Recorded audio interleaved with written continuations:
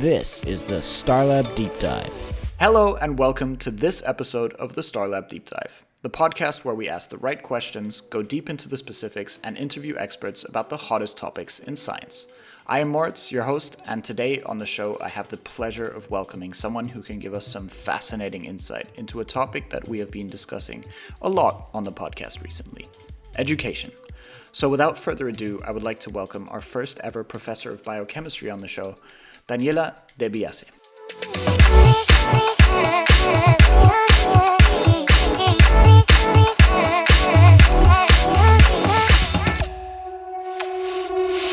Daniela, welcome. How are you?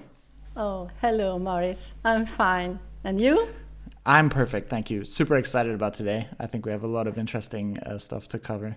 So, Daniela, you're another one of the podcast guests we have on who took part in the World Laboratory Day Challenge, where we collected selfies of scientists from around the globe to say thank you. We did this by creating a huge artwork in honor of all of the important work that you do. So first of all, thank you for taking part. And how does it feel to be a part of an artwork along with so many other scientists doing important work around the globe? Well, first of all, thank you to you for the initiative. I found it really cool. And, I'm not the kind of person that tends to be on the stage, let's say. I'm more a laboratory person, But I thought it would have been nice on that occasion in particular to show, just a moment of my daily life in the lab, which as a teacher is not as free as much as I would like, because I'm also busy in other activities, but being in the lab is always so nice for me. So it was very, very normal, for me to send my selfie and join your initiative. So yeah, and of course it was really nice to see the artwork done by this German artist, and I was really, astonished because I could see how he was somehow interpreting the faces of all of us, and I found it really cool how it changed a little bit, me, and transferring the blue of my eyes on my hair. So I was really, really pleased, and I would do it again, Amazing. That's yeah. good. Also really fascinating to hear that you actually look forward to being in the lab. And I think that's something that we can unpack a little bit later. But first of all, thank you so much for taking part. And I hope that we could bring at least a little bit of color into your lab as well with the poster we sent you and stuff. And I think thank you also to all the other scientists out there, of course, who took part, who are listening to this. So for our listeners out there, you work as a professor at the Sapienza University of Rome. Can you give us a quick rundown of what you do and what your job entails? Yeah, I'm associate professor in biochemistry, which is actually my specialization, because I took the PhD in biochemistry after a degree in biology. And I'm teaching biochemistry to medics and students in the health area, such as midwifery or physiotherapists, speech therapists, and in the past also to nurses.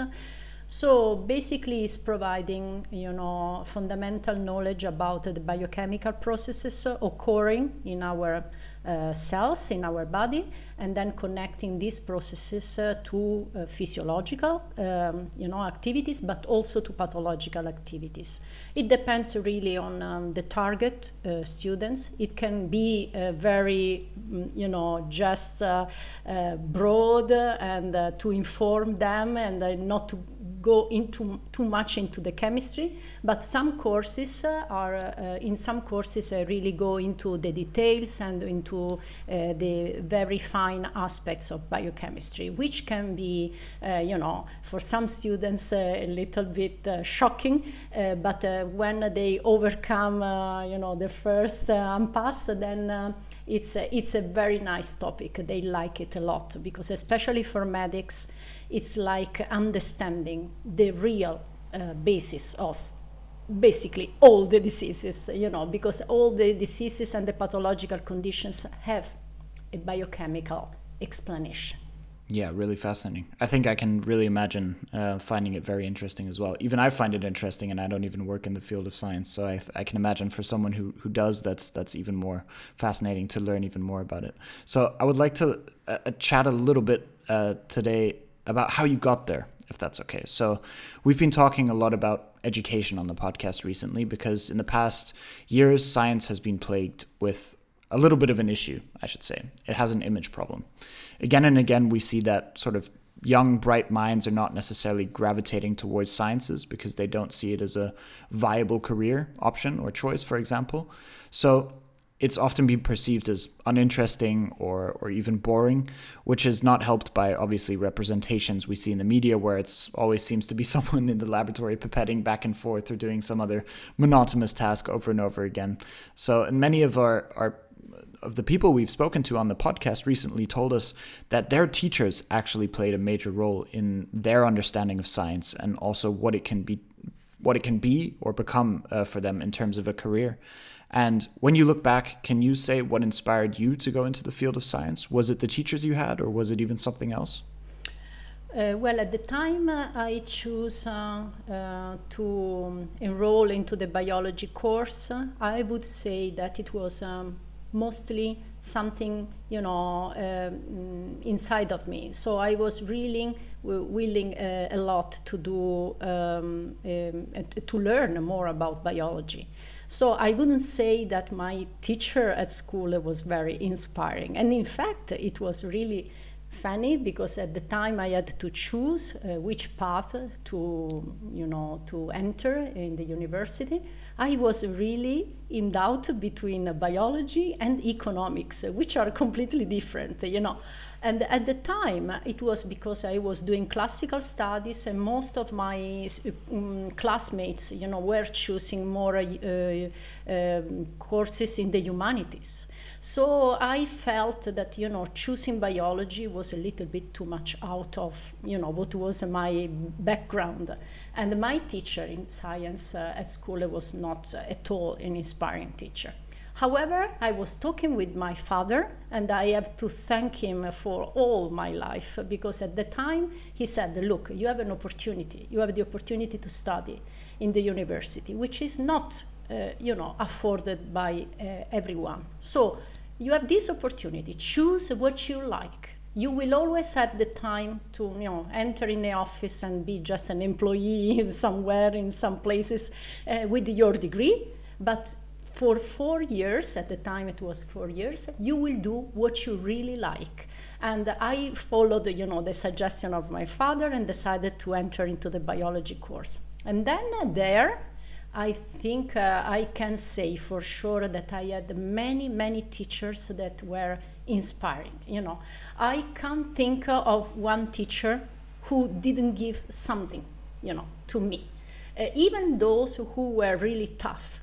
But they were somehow, I was challenged, and I liked to be challenged. And of course, the teachers, the teachers who introduced me more into the science were a couple, actually, married, biochemists, and they hosted me in their lab while I was doing my internship. And since then, I fell in love with biochemistry. But during this path, during my studies, I had also an experience for 6 months in a laboratory that was at the National Institute of Health. At the time, it was a very hot topic because I was in the laboratory working on HIV. And it was the very beginning of HIV, which tells you something about my age. But still, the work was a little bit, very repetitive, very technical, which of course is important in many circumstances, but I realized it was not the kind of work I like to do. I wanted to really invent my own experiments, decide what to do, and somehow decide also in which direction to move my research. So I decided to change after 6 months and go into the laboratory biochemistry lab where these two professors were just amazing. You know, I really loved them, and they were so inspiring. They were working really hard. As I said, the first to enter in the lab and the last to leave. You know, a great example for all of us young scientists. And then after my degree, I had the opportunity to move to Cardiff in Wales and to spend 3 years there for my PhD in biochemistry. So those also were 3 fantastic years. I mean, I was completely alone in a new country, and at the time, you know, even traveling was not as convenient as now. I mean, cheap, and so I wasn't going home very often. But still, it was a very good for me to learn how to live alone. I mean, to look at myself, you know, without the help of my parents. And at the same time, scientifically speaking, again, it was a fantastic experience. I changed a lot from the things I was doing in Rome with my professors. And but again, this was something that I wanted to do, you know, not to stick on the same expertise, but try to gain a new one or new ones. So to enlarge my skills, you know, because if you don't do it when you are a student, it's very hard to do it when you are in my position now, let's say. Yeah, so, but my professor, my supervisor also was a great person. Now he's retired, but I have a fantastic memories, you know. He was... He let me alone, you know, to do my own things, to plan my experiments, but every day, even 15 minutes, half an hour, he was always available for a chat. And that was something, you know, that was extremely important for me, because he was there when I needed, and because I was pretty strong, you know, as a person, he understood that, you know, if I didn't ask, maybe it was not necessary to come and say, okay, is everything fine? So in the end, I think I was lucky, because I had two my supervisors when I was a student, and my supervisor when I was a PhD student, both really trusting me, but also giving me a lot in terms of experience, you know, because in the end, when you are an experienced professor, which is what I try to do now, is really to, you know, motivate the students, but at the same time also be there when they meet. I really like that. Very inspiring, your story as well. It started sort of as a natural curiosity or a gut feeling towards one sort of area. And then I also really like the idea of you know, saying that you found something that you thought you liked, but it wasn't quite what you imagined. So you changed something. And I guess with that experience in mind, when was the point where you found out that this is the career path for you, and when did you decide to inspire and teach others as well about this amazing field? Was there sort of a moment when you decided, okay, I need to teach others, or was that just something that naturally evolved along the way? Well, I would say that it naturally evolved.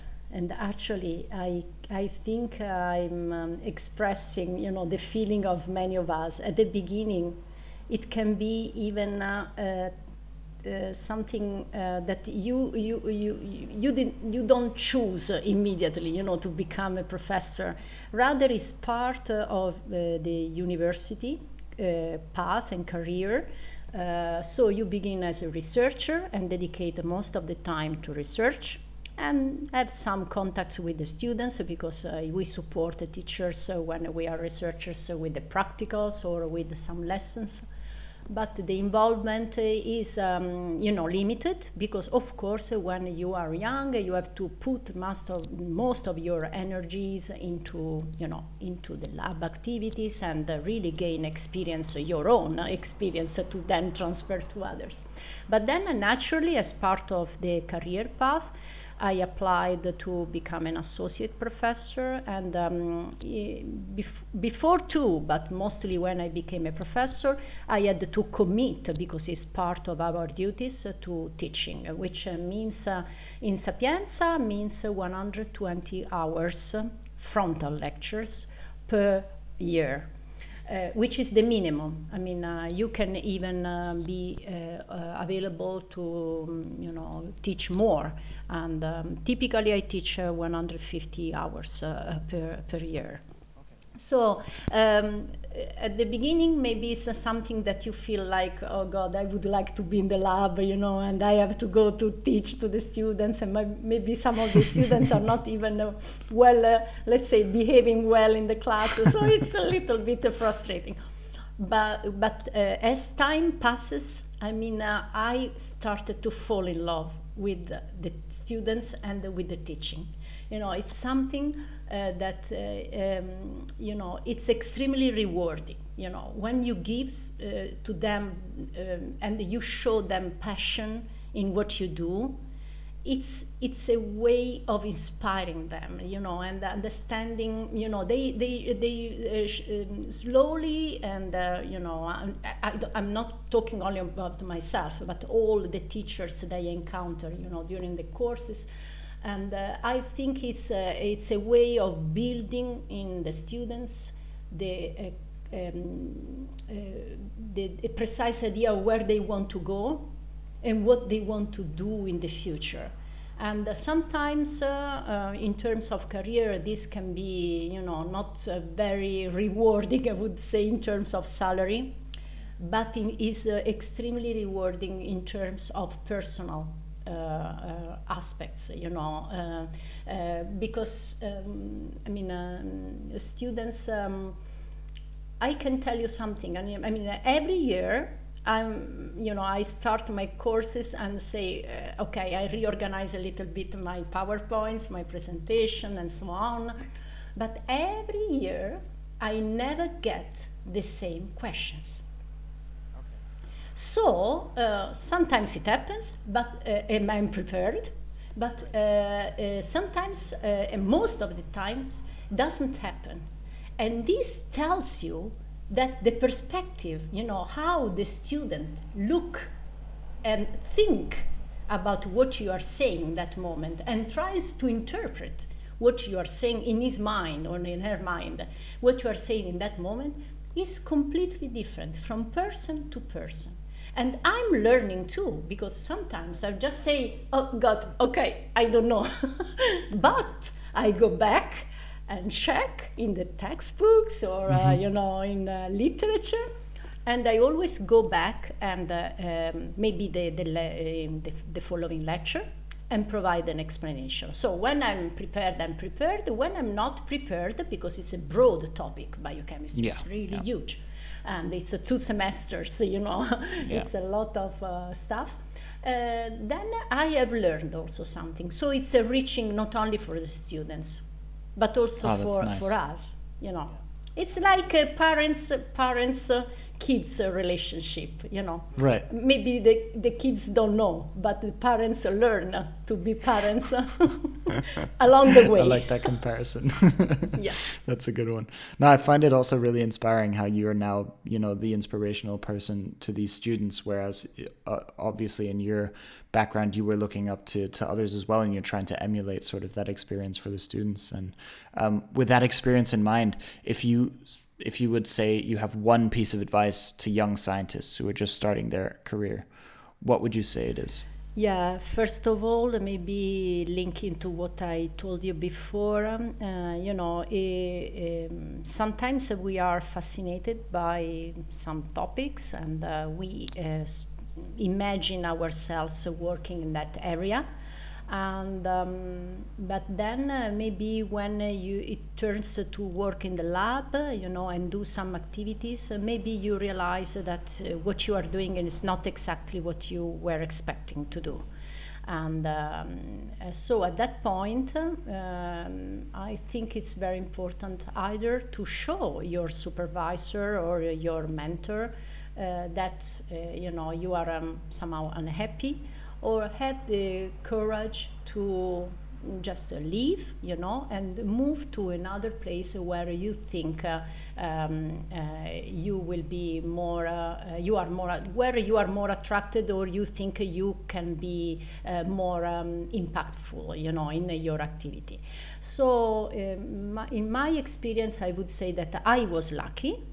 But at the same time, I also had an experience which put me, in a position that I had to choose either to sacrifice, let's say, 6 months of work and just change completely, or to remain in a laboratory, which was a very good laboratory, but just not enough,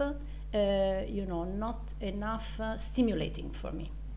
And at that point, I had no doubt, because in the lab we spend at least 8 hours per day. Sometimes it can be 10. Sometimes I don't tell you what can be, but it's passion. So if you do something with passion, you can work 12 hours a day.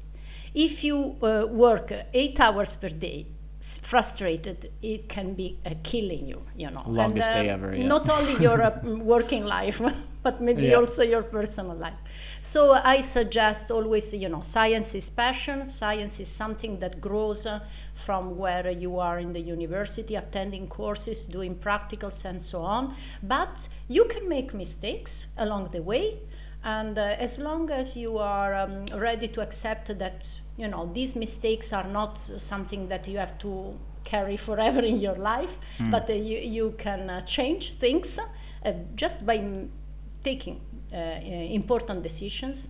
Well, that's I think the only way to find, what you really like in science, and then at that point, I think every one of us can express in the best way in science, and give the maximum. That. Yeah. I like that, and even maybe to look back and not sort of title things as mistakes, right? Because it helped you along the way figure out what you want. So, absolutely, yes. I would say that was I wouldn't call it maybe a mistake, yes, but I would call just refer to that as maybe not the proper decision, or the proper path for me. Just realizing that it was not, it didn't suit me in terms of what were my expectations. So I learned a lot during those months, and those experiences I made were anyway useful in the rest of my work. So when you learn something in science, it's just something that you add to your own portfolio. It's not like, okay, I did that and I will never do anything, that can be related to that. Always there will be something related to what you have done, even in laboratories that then you leave because you are not happy or you don't like the work. It's your experience, it's all part adding of to your experience. Yeah. Absolutely, yeah. Fascinating. Yeah, thank you for sharing your journey with us. Maybe coming to what you do today. So can you tell us a little bit about your own research you're doing now? Because I believe teaching is only part of what you do, correct?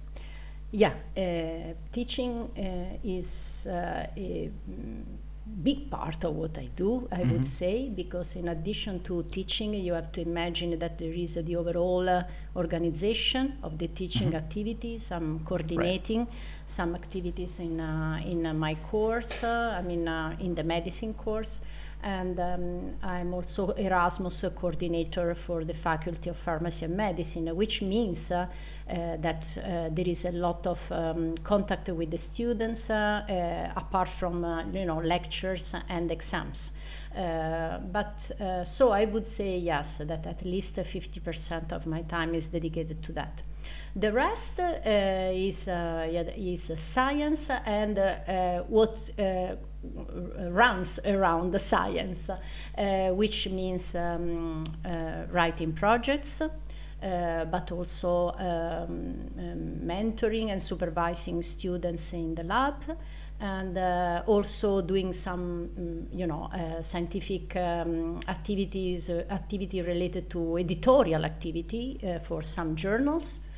And of course writing manuscripts and hoping that they will be accepted for publication. So it's a very, I would say, multifaceted activity, because science embeds a lot of different activities. It's not just bench work, which of course is very involving when you are a young scientist, but then when you go on with your career, some other important activities are also needed, and so maybe at the time I was, let's say, a PhD student, I didn't really, I wasn't really much involved into writing projects. I was, doing the experiments, but maybe the activity of writing a manuscript was more on my supervisor. But then, when you gain experience, then you are expected to write manuscript, to write projects, and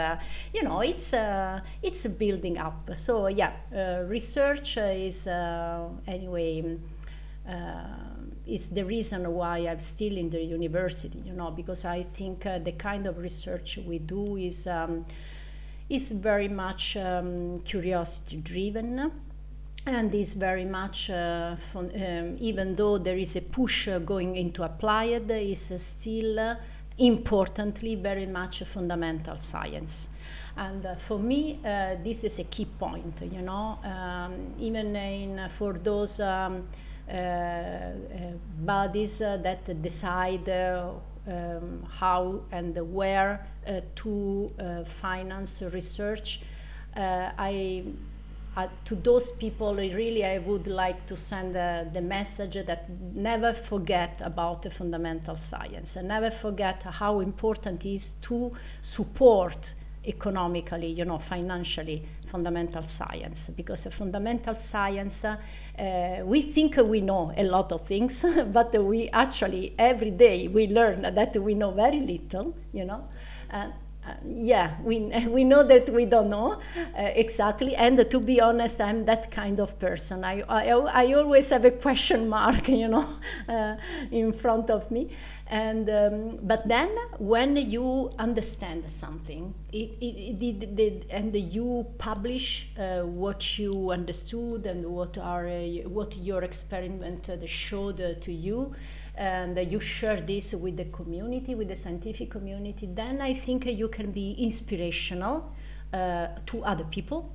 And it can be inspirational for applied science. But I can't imagine applied science without keeping a constant feed, financial feed on fundamental science, which I like to call fundamental science rather basic science, because in my opinion, fundamental gives more strength to what is the meaning of basic science.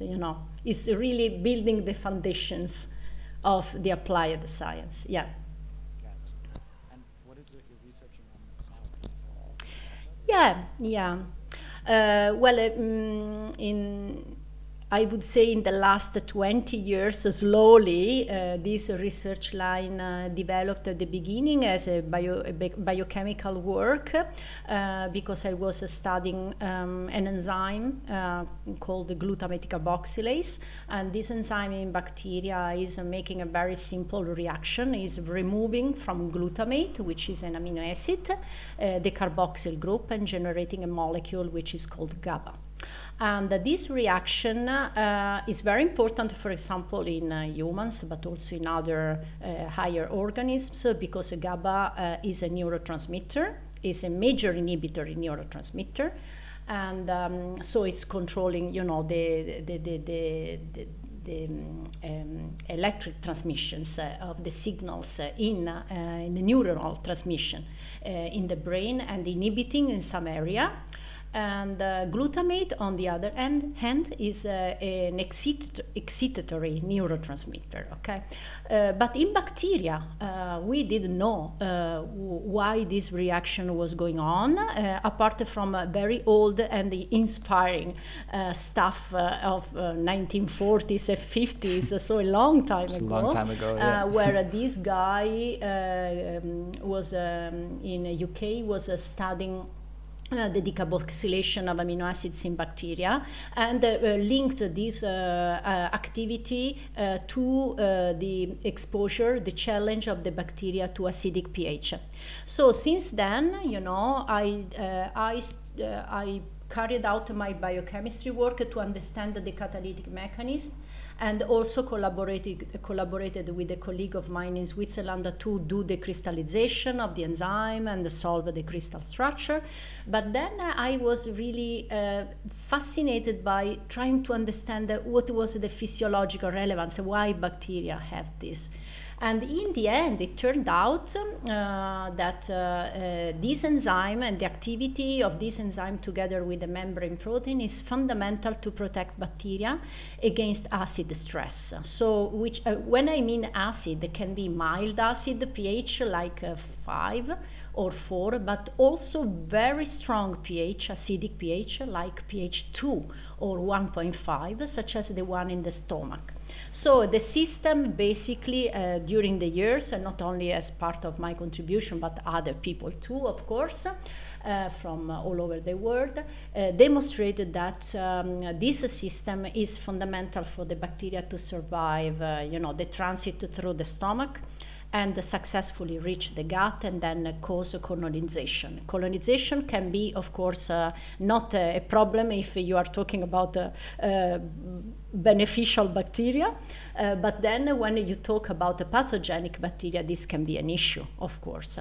And because of that, in the end, I was publishing several articles on the biochemical, crystallographic, but also articles on the transcriptional regulation of the system and how the system helps bacteria to stand and survive acidic pH exposure. And this has great relevance, not only for medical aspects, but also,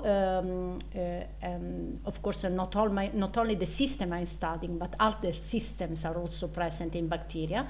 And all these systems are extremely important in several applications in science that are from, let's say, a green chemistry or white chemistry, you want to call it. So a sort of chemistry where you synthesize building blocks using enzymes or microorganisms, waste management, so even for handling microbial communities that are exposed to acidic environments in the processing and in the degradation of the waste by microbial communities, and finally also in food. Because as you probably know, many of the most beautiful and tasty products that we eat daily are results of fermentation, and cheese and yogurt, chocolate, and all the good stuff. But some of these are acidic fermentations. And so understanding this is extremely important, in my opinion, but also in the opinion of a big community, which is now gathered under a cost action supported by the European, funding. COST is a cooperation in science and technology, and is a way that the EU supports the gathering of people around a scientific topic, which they think is hot or relevant for the for Europe, and supports mobility of researchers, meetings, and a number of scientific activities that would allow us to progress into this field. So right now I'm vice chair of this cost action running from 2019 to 2023, 4 years. And we have 33 countries joining, two members from each country. And so we are a big community with members also from outside Europe. And we are all working, around this broad topic, but on different aspects, from medical to food, to industry, and to fundamental starting from fundamental science, right. I would say, yes, everything starting from that. So and this is, in my opinion, this is a very nice outcome. So it's somehow very rewarding for me, because it means that I'm in a field that other people and also the European Commission and the Cost Action think is worth funding. Right. So I guess one of the big changes that is happening in science over the past years as well is that it's becoming more transdisciplinary, right? So meaning that research efforts are being approached in a different way, bringing together people from different disciplines, different countries, working jointly to create new conceptual, theoretical, or even methodological understanding of something. And would you say that, especially in that project you were speaking about, is a big part of your job, speaking to scientists from other fields as your own? Do you think that's beneficial for the results as in the big picture? Yeah, in the big picture, I would say yes. In the community, the cost community, we are researchers coming from fundamental science, but also researchers working in industry and in, let's say, analyzing and testing food, so food safety, working on waste, degradation and managing waste. So this is extremely important because we are in a green period, or we want to enter in a green period, and it's extremely important. So I would say yes, within our community we are we share same interest, but on different, from a different perspective. But about that, I think I can bring even another experience that is extremely interesting for me, at least. And this is a project that I have joined as a participant. I mean, the principal investigator is a colleague of mine working in my same department. He's a physicist. And this is a project about, water safety and from biocontamination of pathogenic microorganisms.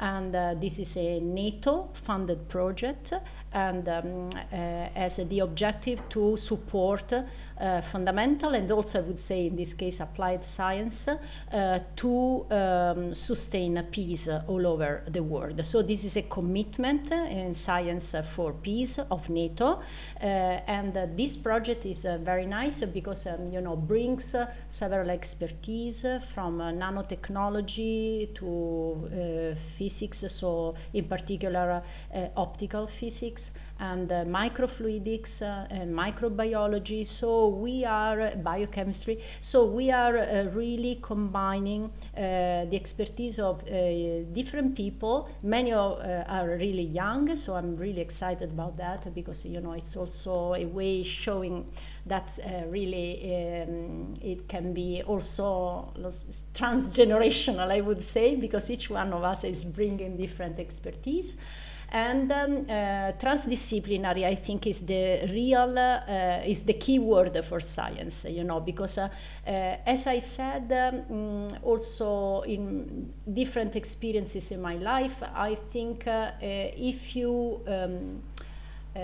are part of a group where each one is looking at the problem with a different perspective, it's like the student in the class I told you before, asking a question I never thought of, because for me it was obvious.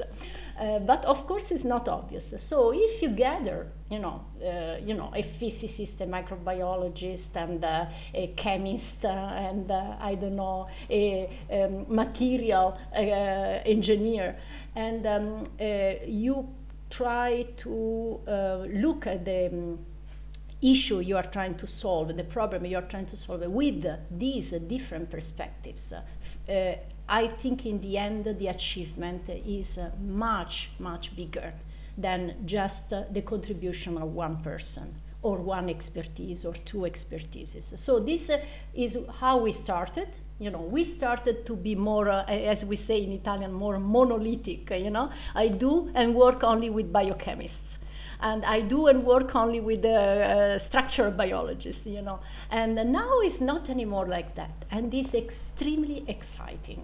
Because I learn from them, and they learn from me.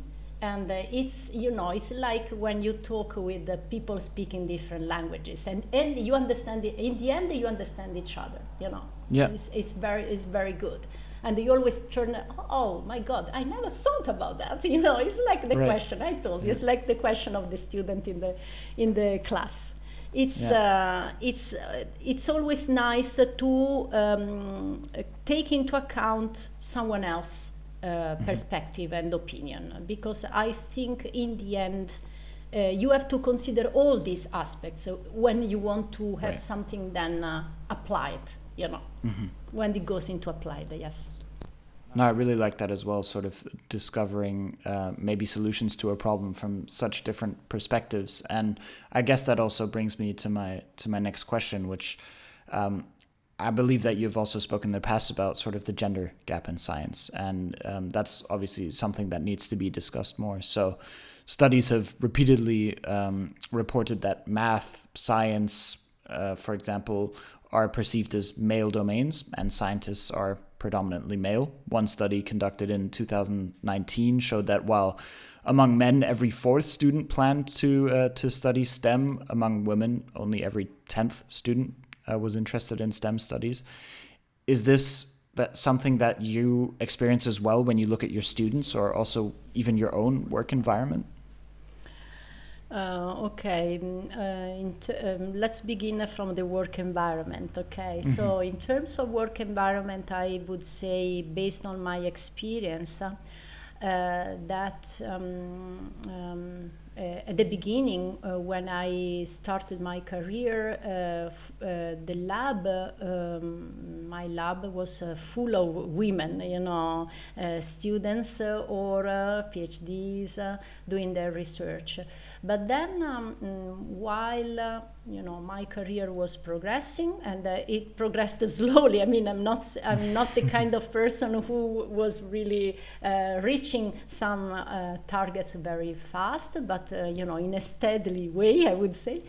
Then, it's like this ratio inverted. So when you reach positions like a full professor, at least in my university, the ratio 70-30 is 70% men and 30, if all goes well, I would say 75 and 25 is 25 are women, which is exactly the opposite at the level of researchers in the lab, so young people in the lab. So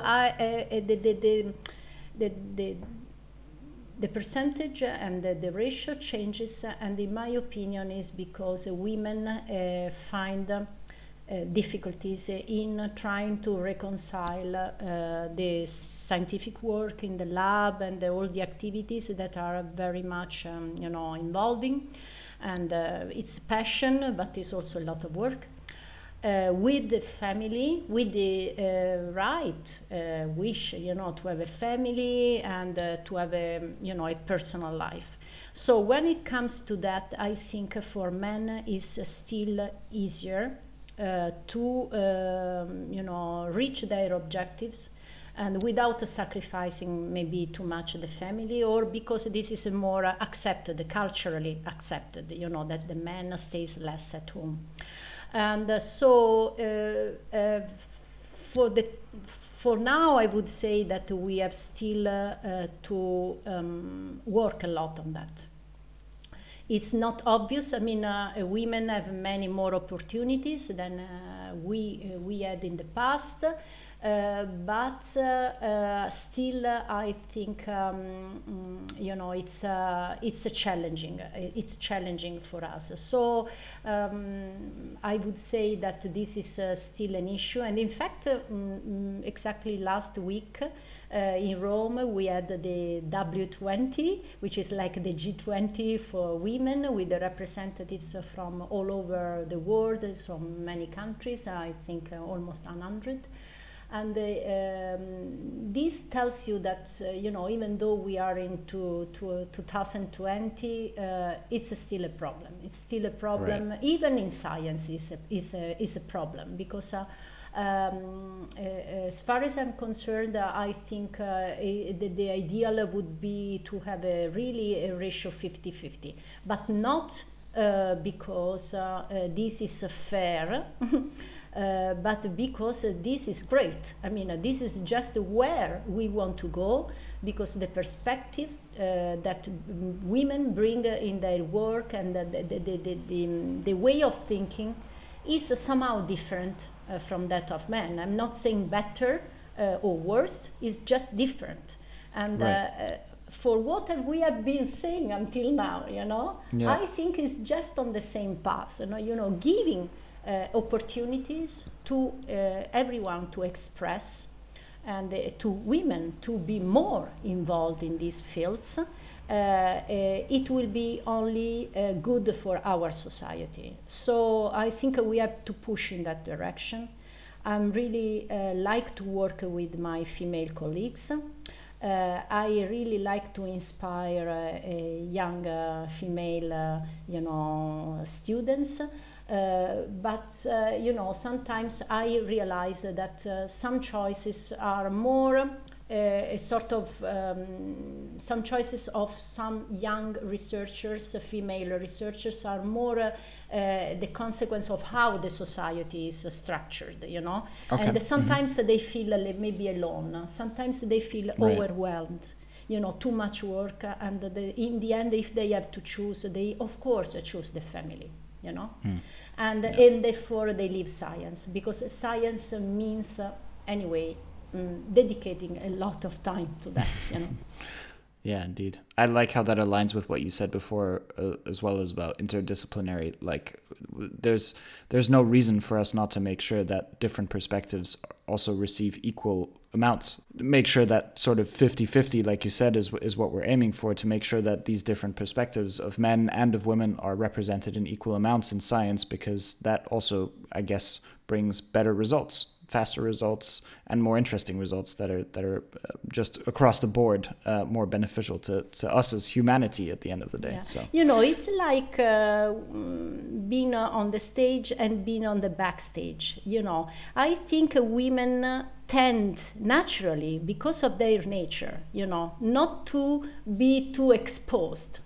But when you are not exposed and you are not, let's say, known, your face is not known, people just think that you don't exist, So we have to be somehow, we have to take the courage to try to expose more ourselves. Because when we do it, and we have several examples, of women in top positions in Europe, and the women that have a family, So it's not impossible to reconcile, but it's important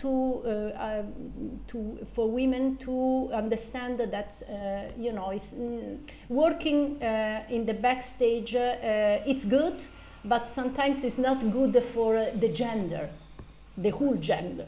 So we have to be more.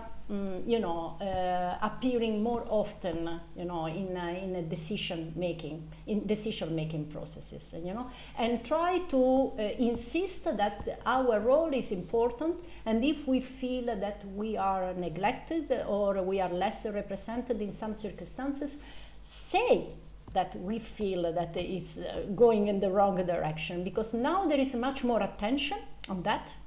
And so if you say that, people will, at least they will start thinking, Maybe in the past they will just say, oh, it's a woman, forget about what she's saying. But now it's not, If someone complains, maybe at least they will start thinking if there is something going wrong, Yeah. Yeah.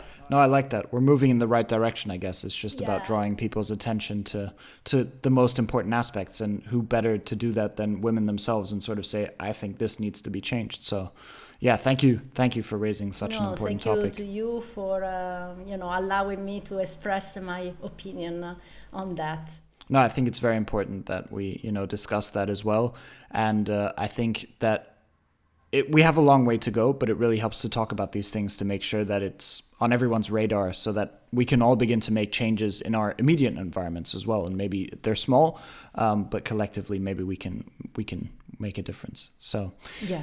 Daniela, it's been an absolute pleasure talking with you today. So thanks for giving me and our listeners a little bit of insight from a professor's perspective into the field of science. And thank you for raising such an important topic about women in science as well. Thank you to you, I hope that through conversations like these, we're able to show people that science is a field that is driven by passionate people doing important work, and that it's most definitely a viable career path. So Daniela, thank you so much for being part of this episode. Thank you to you, Moritz, and thank you to Starlab for giving me this opportunity. Our pleasure. At this point, I would like to say thank you to everyone listening in. I hope you enjoyed this episode. Make sure to listen in next time for another interesting episode of the Starlab Deep Dive, where we will be interviewing another expert in their field. If this was your first time listening to an episode of our podcast, make sure to head over to your podcast player of choice, give us a follow or a rating, or even drop us a line at Starlab International on Instagram and let us know what you thought. Thank you all for listening, and see you next time on the Starlab Deep Dive.